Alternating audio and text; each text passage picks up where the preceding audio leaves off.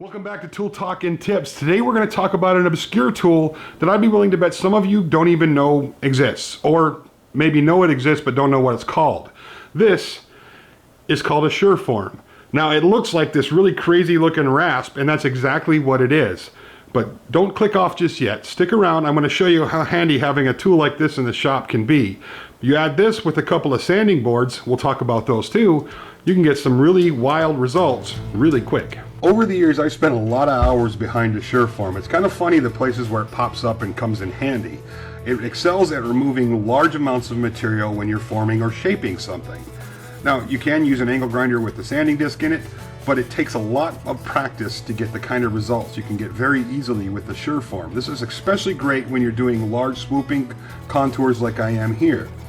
Now, this convex turn would be pretty difficult to do and get a really nice smooth result with an angle grinder. Now, it is really aggressive and leaves large cuts, so you'll want a couple of sanding boards to complement your Surform. Sanding boards are another one of those things that are just really handy to have around the shop, and if you've never had them around the shop and you make them, you'll be surprised at how often they come in handy.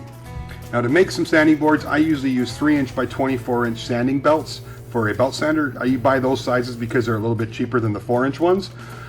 And then I just rip them in half, and then I'll use some spray adhesive and stick them down to my boards. I cut my boards 3" by 22", and that leaves a little left on the ends that I end up cutting off with some scissors.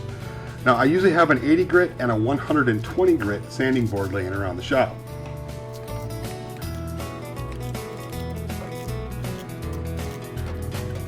Now, after you've done your Surform work, you come back with an 80 grit and just knock down all those the tool marks, all the cut marks from the Surform. Well, it'll only take a handful of seconds with the 80 grit sanding board, and then you'll come back with the 120 grit and just finish everything off and knock off the rest of the marks. Now, to get this same kind of shape, this really gentle swooping contour with an angle grinder and a sanding disc, you better be pretty practiced and be steady-handed. It does not take a lot of effort and practice to get really good results with the Surform and sanding boards. The other nice thing is that you're just not sending all that dust into the air, especially if you're in an enclosed environment.